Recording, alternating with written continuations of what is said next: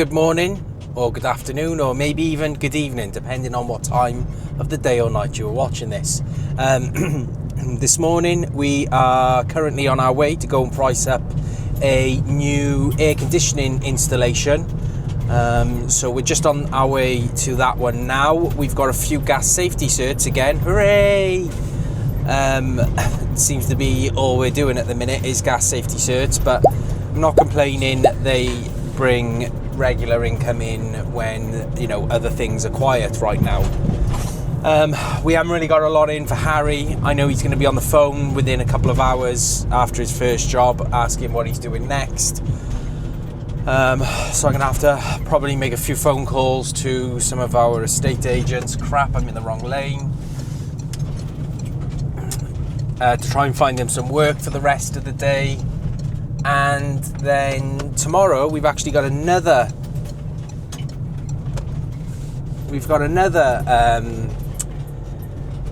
air conditioning quote to go and do, and that's for a restaurant in Caerphilly.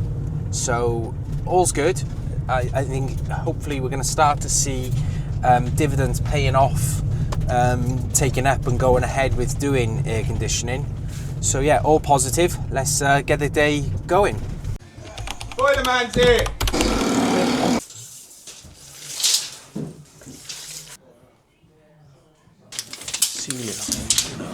We're looking at here is measuring the volume of the room. That's height by width times length. The only sort of difference we're having here, if this was just the room, then great, calculations would be perfectly easy. However, this is going to be a room and this wall is going to be getting opened up, which is going to mean I'm going to have to measure that room as well to take into consideration calculations for the amount of space that the air conditioner needs to cool down. So let's measure this side. Ready's 6.8. Okay. All right. Yeah. So let's have a look at a bit of power. Quote for the to fix the toilet and for the pop-up waste for the basin.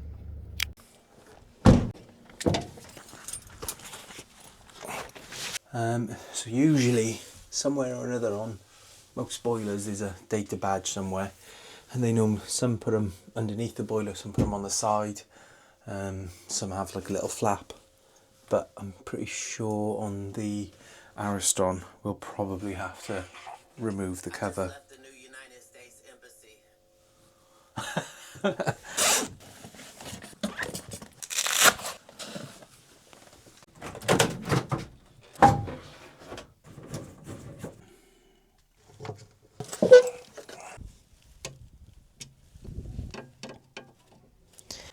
The gas that's coming from the street it'll be coming underground here and up to this point here. This is a ECV, emergency cut-off valve. Okay, the gas then goes through the meter governor, goes through the meter. So as the gas passes through here, the meter is the thing that then tracks how much gas is being consumed. Once it's gone through the meter, it then goes through this pipework look, and then the gas pipework runs through the house. So as the boiler uses the gas, it drags the gas from the street through here, through the meter to detect it. Now what we've got here is a test nipple.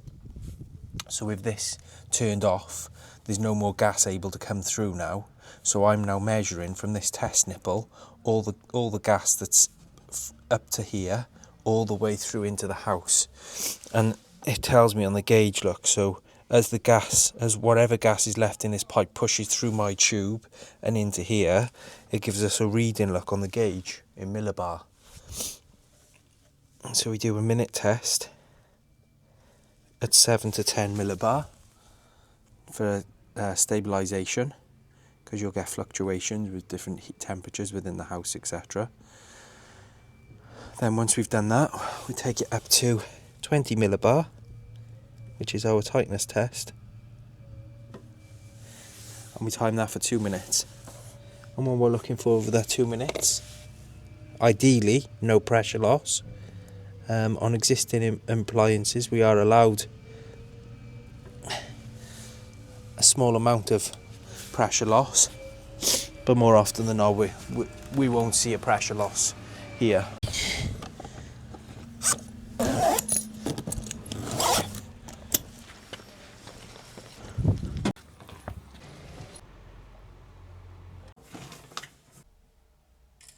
So as you can see on this particular boiler, the manufacturer has put the data badge here with the serial number and GC number, which obviously makes it easier when we're doing gas checks. It just saves us having to go into the inside the boiler. Looking inside the boiler is not compulsory on a gas safety check, so yeah, it's a little bit annoying, like on the previous one, that we have to open up the boiler. I suppose it's not end of the world stuff, but it's what it is.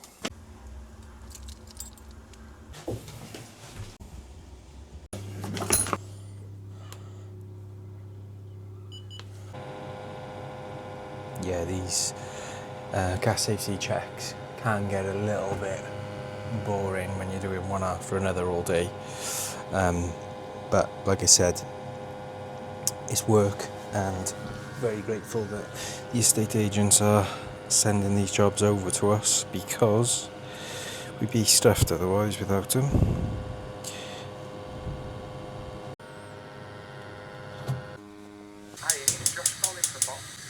So what we're looking at here on these particular cookers, because they're a little bit newer, is flame fail device. So you'll see when we turn this off, you'll hear in a moment a click. So you hear the gas still running with no flame. Then after a few seconds, that'll click off. And what that's designed for is, if, for example, say the window is open and a gust of wind blows out the flame, rather than gas continually running and dangerously filling up the room with gas, the flame fail device, once the temperature cooled down on it, because the flame is extinguished, after a while, then the solenoid valve inside the gas hob will cut the gas. It'll shut the valve off and cut the gas to it. So now if we open these without putting the clicker on and running the gas, nothing will come through.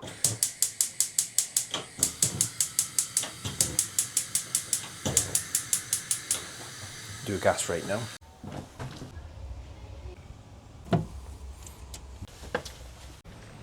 So take a little walk through the park. Such a frustrating day today has been. So yeah, today's been extremely frustrating, if I'm honest. We are taking a nice relaxing walk through the park because our next appointment is not ready until 2 o'clock. So we've just had a spot of lunch, and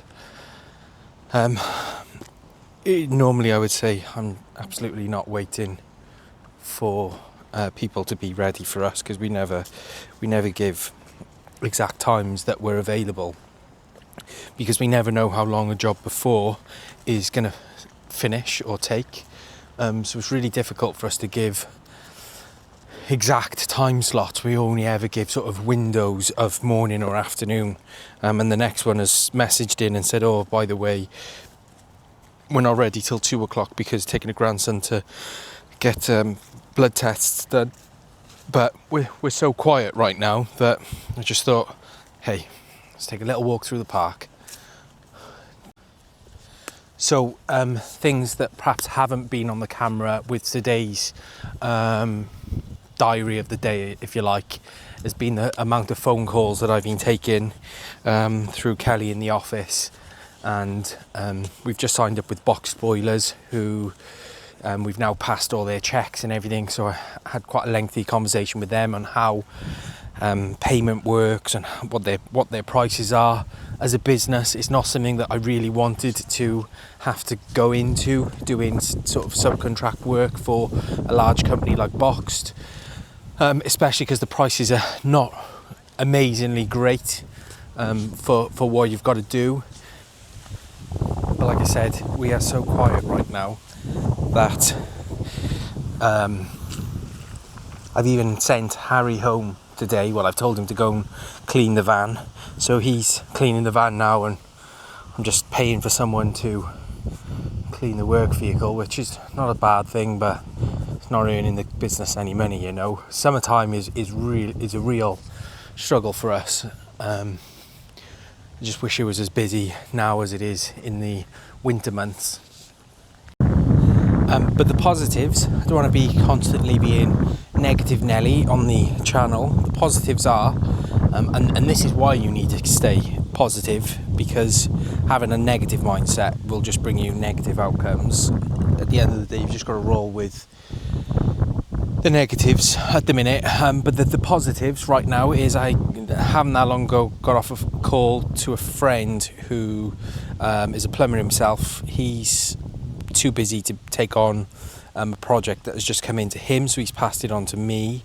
That is going to be to do some like refurbishment for some units or something, like a commercial unit. I don't exactly know the full details yet, but that should be a good bit of work. Toilets, first fixing, plumbing, and it sounds like they need it done quite urgently, so that should be good. Like I said, we've just signed up with Boxed, so we should be able to start filling the diary with some dates off them. And we're in the process of applying for some tenders for council work, so we're doing everything we can to keep ourselves as busy as possible. But while we're not quite busy, it's nice to just come out in the sun, sit down, enjoy the weather.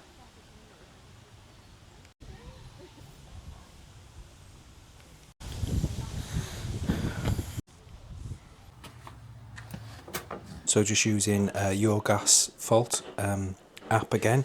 So I've popped in the GC number, and just by using this, it saves me having to go through page after page after page. It saves me from going page after page after page, but this will then give me the info that I need to know where the tolerances need to be. You'll see here fan pressure. Pressure will read in negative and will be greater than a millibar. So anything above minus 6.2 is going to indicate that the heat exchanger needs cleaning out.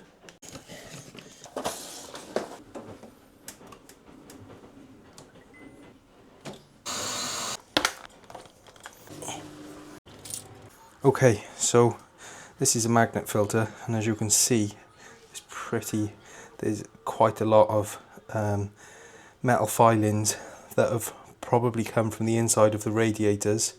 Probably some of the worst I've seen. As I take the magnet out, you'll just see now quite how bad this is.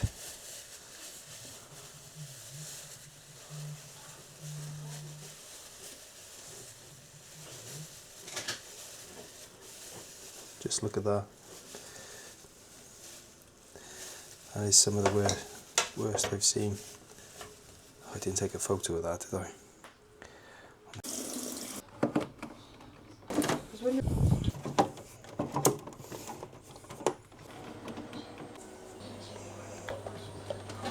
The bearings in the fan sound like they're on the way out. You can hear it there screeching. That fan is going to need replacing at some point.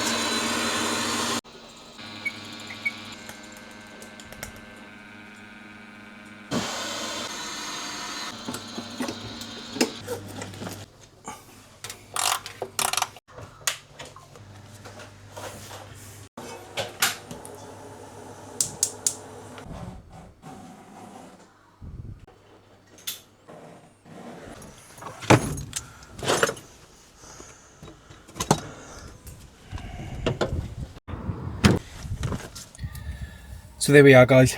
That is the last job done for the day. Got one more phone call to make to a potential new customer for a new installation work for a retail unit. One I talked about earlier, actually, earlier on in the video. Hope you all have a good day. I'm going to go home now and enjoy my lovely, cool air conditioning and feel nice and relaxed. Enjoy the hot weather, and remember, stay safe.